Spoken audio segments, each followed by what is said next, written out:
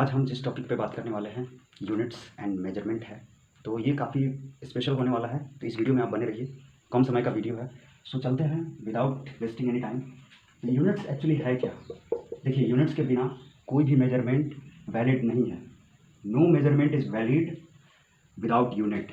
For suppose that कि अगर हम किसी भी सब्सटेंस का 2 kg वेट बता रहे हैं, 2 kg, अगर 2 kg लिखे तो हम इस सब्सटेंस के फिजिकल क्वांटिटी को समझ सकते हैं, ठीक है, इसके मात्रा को समझ सकते हैं फिजिकली। तो 2 kg लिख रहा है, तब अगर हम वहीं पे 2 लिख दें नहीं समझा जा सकता। अगर सिर्फ kg लिखा जाए नहीं समझा जा सकता, क्योंकि नम मैग्नीट्यूड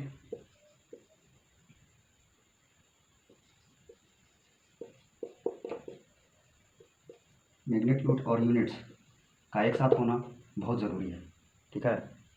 तो without magnitude and units we can not do any measurement. या it is important to have a unit, but without magnitude and unit we cannot describe the physical quantity of anything. Any physical quantity can be described only when the two things are present. First is magnitude and second is unit. So unit is so special in physics for measuring anything. Let's suppose in our real life we want to measure the 2 kg plus 5 kg 2 kg plus 5 kg. Yeah, we can measure this because we have magnitude units and it is addition operation on it. So 7 kg overall we can measure it because we are given the specific things that are magnitudes and units, है ना, magnitude and unit. So this is what it is special for. So आगे बढ़ते हैं और देखते हैं कि किन किन चीज़ों में, मतलब कैसे कैसे ये यूज़फुल है। इसका डिफिनेशन को देखेंगे, मतलब यूनिट कहते किसको हैं। तो यूनिट, पहला चीज़ जो यूनिट होता है, unit is the term based on unit is the term based on comparison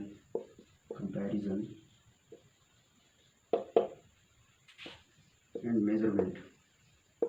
बिना इसके कंपैरिजन और मेजरमेंट बहुत दूर की बात है, कभी हो ही नहीं सकता, है ना। तो ये बहुत ज़रूरी है फिजिक्स में।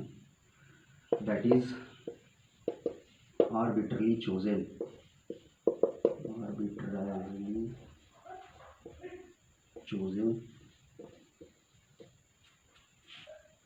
internationally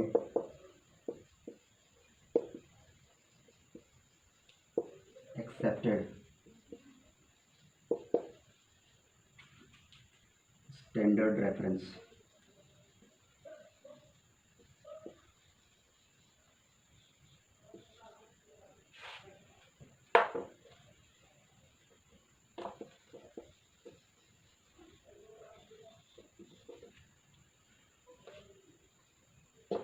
तो ये क्या है कि इंटरनेशनली एक्सेप्टेड है ना, स्टैंडर्ड रेफरेंस, इसको स्टैंडर्ड रेफरेंस बोलते हैं, जो कि एक टर्म है जो किस किस से जुड़ा हुआ है, कंपैरिजन और मेजरमेंट से।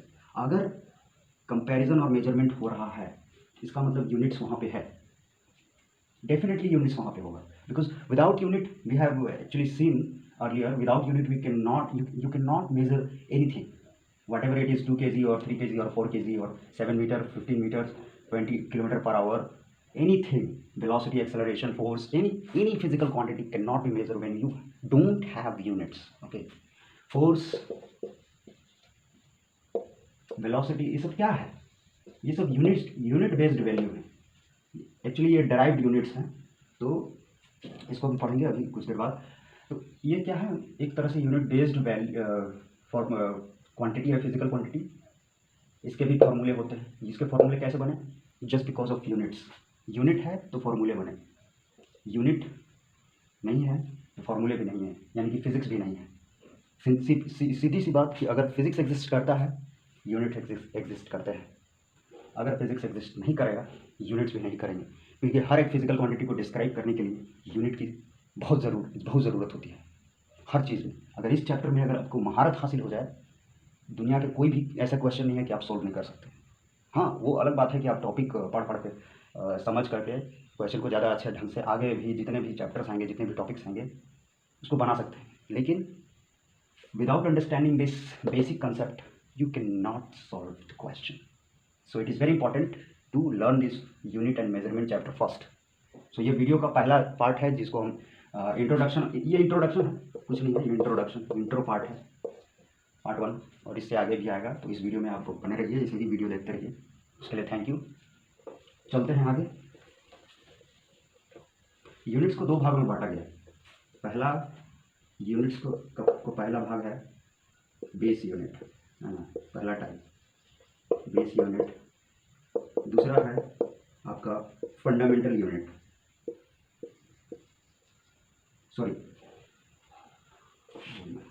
दूसरा डिराइव्ड यूनिट, माफ कीजिएगा, डिराइव्ड यूनिट्स, ठीक है।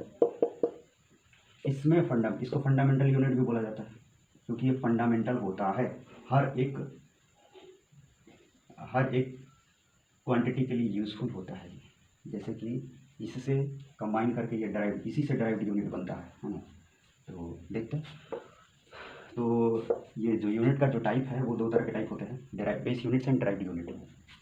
बेस यूनिट जो होते हैं वो क्या है कि ये बेस क्वांटिटीज पे बेस्ड होते हैं, base quantities. This way this all this unit is based on base quantities, okay. और बेस क्वांटिटीज क्या होते हैं भैया? लेंथ हो गया, length is our base quantity. Mass हो गया, mass is our base quantity. Candela हो गया, candela is our base quantity. Time second हो गया, second is our base quantity. Temperature हो गया, temperature is our base quantity. अच्छा, और मोल हो गया, mole is our base quantity. And electric current हो गया, electric current, it is also a base quantity. So these are the 7 base quantity, पहला, दूसरा, तीसरा, चौथा, पांचवा, छठा, सातवां। हाँ, तो 7 बेस क्वांटिटीज होते हैं, है ना। इसके हिसाब से 7 बेस क्वांटिटी। यही बेस क्वांटिटी को हम बेस यूनिट्स बोलते हैं, यही बेस क्वांटिटी को हम बेस यूनिट बोलते हैं। बात साफ, इतना तो क्लियर। और दूसरा चीज़ कि डिराइव्ड यूनिट किसको बोलेंगे?